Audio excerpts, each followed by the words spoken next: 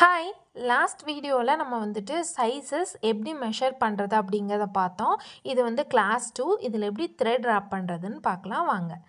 அதுக்கு இந்த மாதிரி ஒரு கேலண்டர் அட்டை எடுத்துக்கோங்க, ஒரு எக்ஸாம் பேட் எடுத்துக்கோங்க. அதோட சைட்ஸில் வந்து இந்த மாதிரி செலோ டேப் வந்து ஒட்டிக்கோங்க. White colour or brown colour நீங்கள் எது வேணால் ஒட்டிக்கலாம். இது எதுக்காக ஒட்டுறோம் அப்படின்னா உங்களோட த்ரெட் வந்து அந்த எட்ஜஸில் பட்டு டேமேஜ் ஆகாமல் இருக்கிறதுக்காக வந்துட்டு நம்ம இந்த மாதிரி 2 சைடும் செலோ டேப் போட்டுக்கிறோம். இந்த மாதிரி போட்டிங்கன்னா ஸ்மூத் சர்ஃபேஸாக இருக்கும். உங்களுக்கு த்ரெட் நம்ம ரேப் பண்ணும்போது ஈஸியாக எடுக்கிறக்கும் ஈஸியாக இருக்கும்.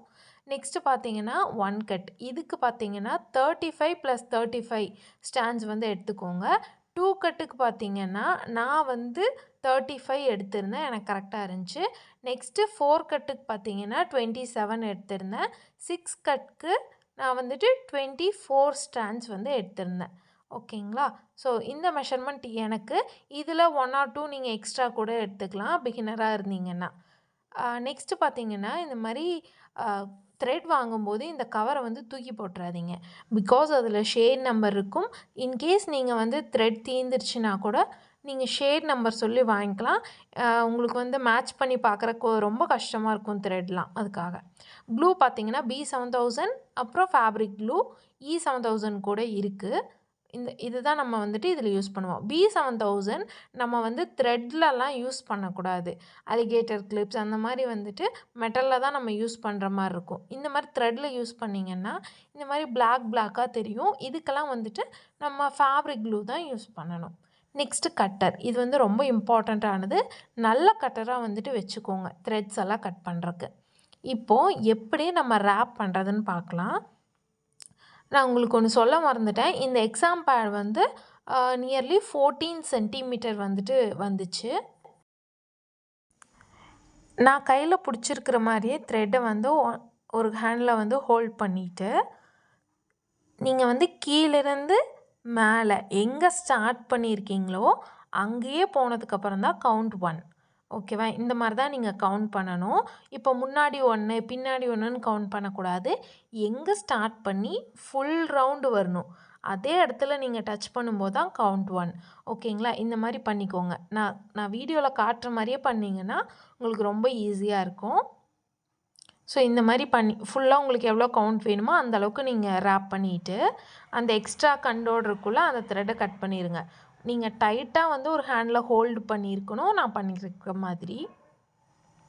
அதுக்கப்புறம் இந்த மாதிரி க்ளூ போட்டுட்டு ஒரு இன்ச்சுக்கு நீங்கள் பிகினராக இருக்கீங்கன்னா 1 இன்ச்சுக்கு வந்துட்டு நீங்கள் க்ளூ அப்ளை பண்ணி விட்டுருங்க.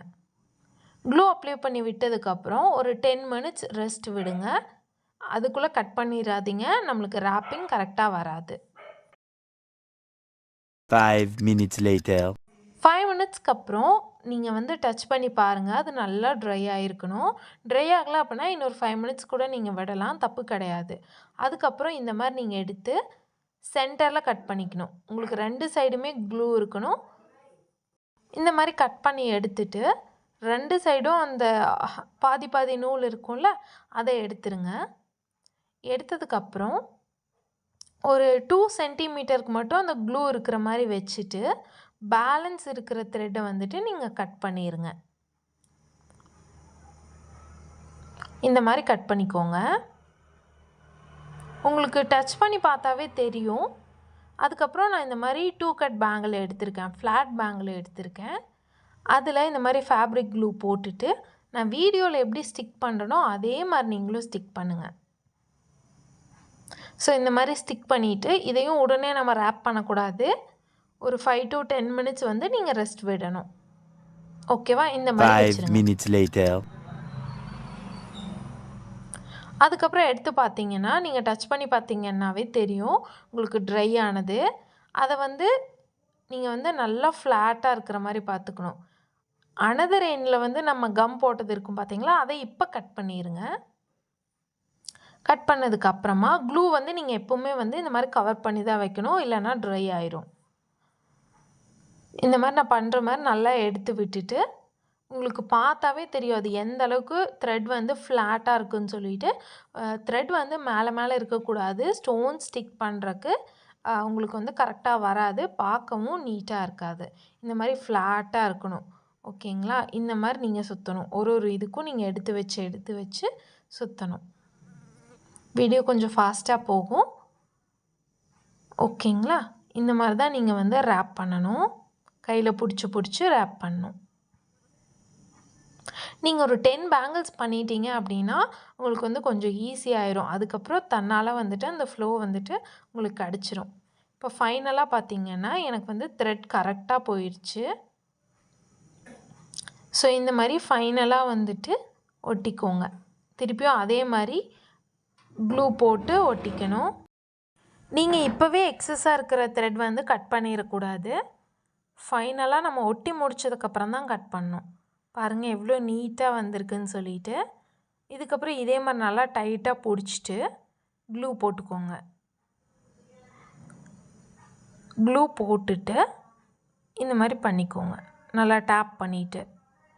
நீங்க பக்கத்திலேயே வந்துட்டு ஒரு துணிய வந்து லைட்டா தண்ணீல நனைச்சு எடுத்து வச்சுக்கோங்க. நீங்க க்ளூலாம் உங்க கையில ஆயிடுச்சு அப்படின்னா, திருப்பியும் வந்துட்டு அந்த கிளாத்ல வந்து கைய தொடச்சிட்டு அப்புறம் வொர்க் பண்ணுங்க. இல்லன்னா த்ரெட்ல வந்து பிளாக்கா ஆயிரும். ஸோ இந்த மாரி ஒட்டுனதுக்கப்புறம் ஒரு ஒரு 2 மினிட்ஸ் விட்டுட்டு, நீங்க வந்து எடுத்து திருப்பியும் அத எக்ஸஸா இருக்கிறத கட் பண்ணிட்டு ஒட்டி விட்டுருங்க. அப்போ பிரிஞ்சு வராது. பார்த்தீங்களா எவ்வளோ நீட்டான ராப்பிங் இருக்குன்னு சொல்லிட்டு.